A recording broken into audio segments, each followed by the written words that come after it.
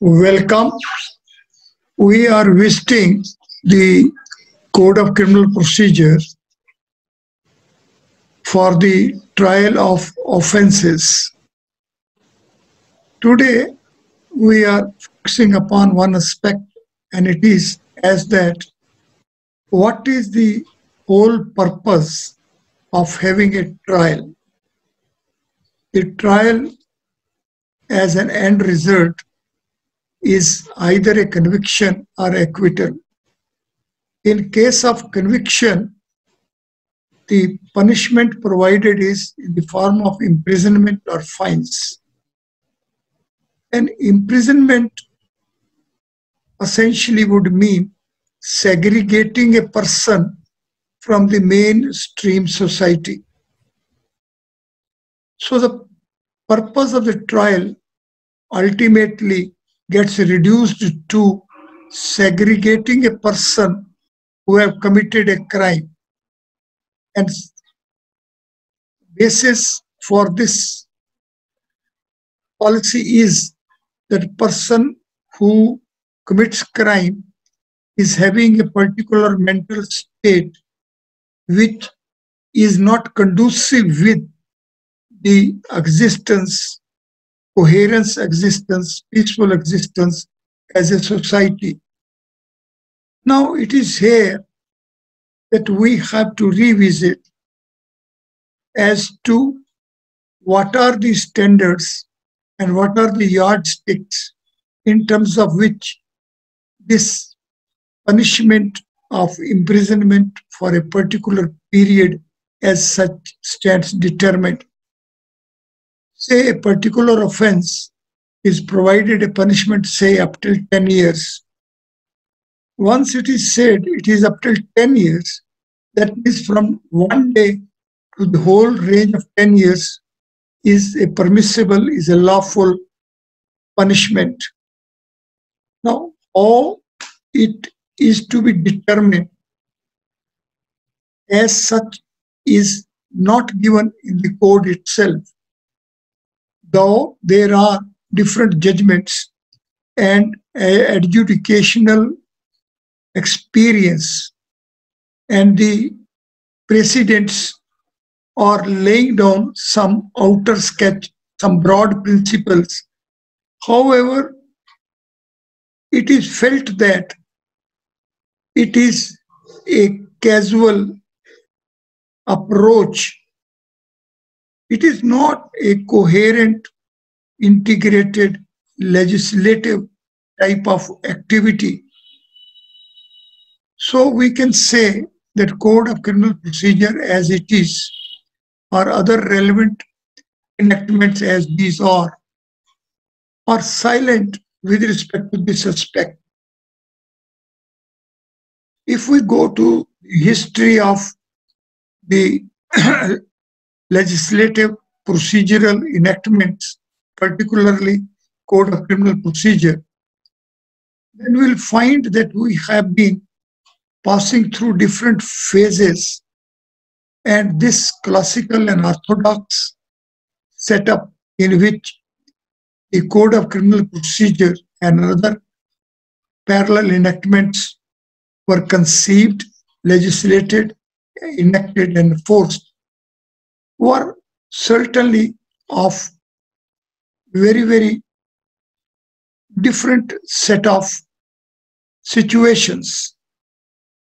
To be specific, when we go to 1857, when the power was transferred from the East India Company to the British Parliament, and when our first freedom movement had not been successful, and when the British Parliament, in the background of their experience, had taken the responsibility for having a lawful regulation of the activities, particularly the crimes, then they had, to best of their knowledge, wisdom, experience, and the circumstances of the time, philosophy of the time, jurisprudence of the time, they had given us this particular code, and with some minor touches here and there, we are living under the same classical orthodox mental state behind this code of criminal procedure. The times have changed, particularly the technologies, coherence, overpopulation, and other compelling circumstances of shortness or otherwise of the exploitation of the resources, reach to the outer space and all that. Our principles and values for having our regulation of ourselves as a society also have considerably changed. So today I am posing, let us approach this code from the touchstone of kindness. We feel that the kindness is dormant here. It is in a very, very sleepy state. There happens a crime, FIR is recorded, steps are taken, trial completes, judgment of conviction follows, some sentence is determined, and man is sent to the prison. And then judicial set up, the judicial system as such goes as if it has completely discharged its responsibility. The points which emerge for consideration for having revisit to the Code of Criminal Procedure, and certain points which I am pointing deserve to be considered, to be pondered over, and to be appreciated, and to be given a attention whether these deserve to be incorporated. In fact, from my point of view, the whole Code of Criminal Procedure deserves to be approached differently as the times have changed.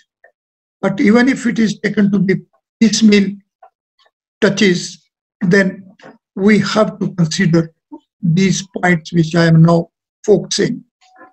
One is that when there is a punishment, the upper limit of the punishment of imprisonment is provided, then guidelines also should be legislated how the conviction, punishment, permissibility range is to be punctuated, why a particular person is to be given only 1 day's imprisonment when the total punishment provided is 10 years, and so on. The second aspect to be considered is that court's jurisdiction deserves to be extended till the punishment is complete.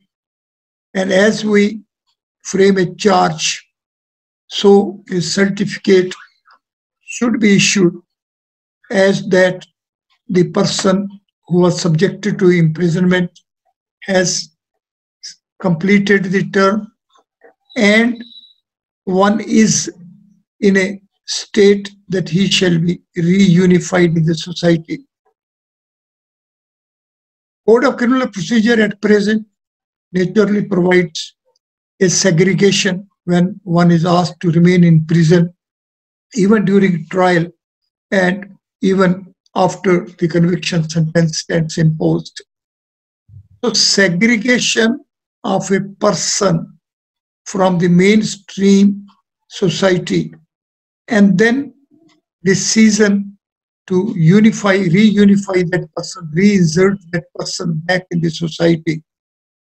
This segregation period, which is called a prison term, this conviction, this jail sentence, this segregation period is the period which is not remaining within the eyes of the judicial system.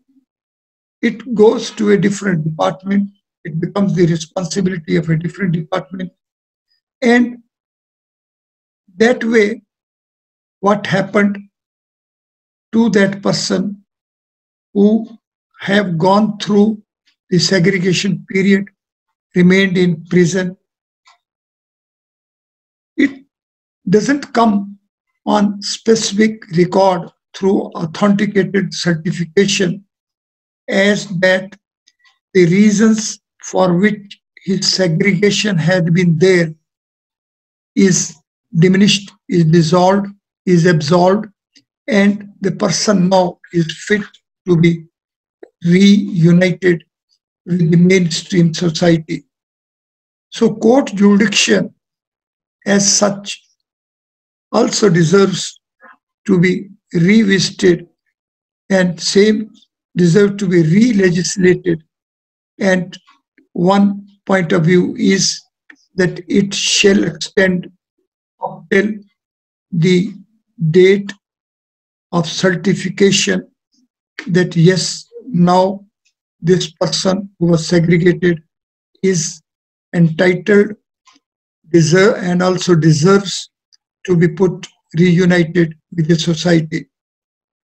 Now, these principles, as these are, also bring us face to face with as to whether, since the moment of taking cognizance of the offense, whether or not some sort of institutional arrangement is to be there to gauge the degree of distortion which stands caused in the personality of the particular person who offended the things.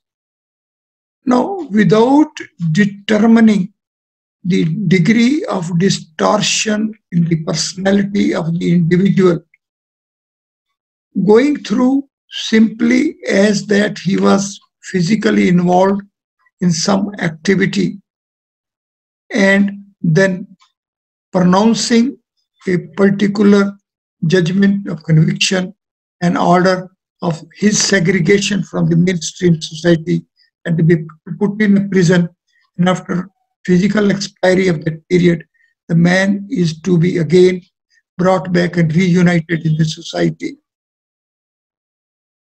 Therefore, my stress is that we as lawyers, we as students of law, we as analysts shall put to ourselves, pose to ourselves, whether the present practical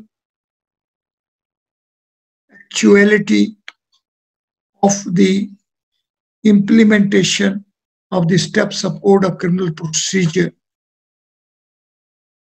whether these are parallel with the need for segregation of an individual for his particular acts and the term for which he is to remain segregated, and the way the person is to be treated, dealt with during that segregation period, and the way it is to be certified whether the distortions because of which he was decided to be segregated stand absolved, whether or not the distortions because of which the person was considered to be segregated has improved upon, corrected, and if so, how and in which way we shall have amendments or total fresh new principles, Code of Criminal Procedure. Therefore, to have the realistic view, we must have some case studies. We shall take up 1, 2, 3, or 4 different cases and then reach at the conclusion that the way we are treating at present under the Code of Criminal Procedure, the same is not conducive with the humanism at all. The kindness is being sacrificed completely. Man is being treated absolutely in an inhuman way. But from where to begin, how to begin, what steps to be taken, and who is to take it, from where it is to be initiated, these all are the questions and questions and questions. There are no answers, but we have to search for the same. It is in this background that from tomorrow I am taking up the reality of appointments and training of the judicial officers as well as of the advocates. It is this aspect which is of prime importance, that it is only in terms of it we can have realization as to where we are and where we want to be. For it as well, at present, I have to go by the way the persons, aspirants for judicial service, are put to tests and examinations, and the way they have to be through training. And then it will be appreciated as to how this whole procedure as such deserves to be given a fresh look. I may start with the legislative and judicial history of state of Haryana because it is too near to us. It takes us only to the year 1966. So all these years, events, happenings, and progress during this period is lively within our eyes, within our memories, so we can well appreciate it. And in the background of it, we shall be extending. At present, the recruitment to the judicial service is at two levels, at the judicial magistrates level and at additional session judges level. The further higher appointments or selections for the High Court and Supreme Court. We will begin with the stage of recruitment of the magistrates and sub-judges, and in this background, we will be appreciating our justice system. Thank you very much.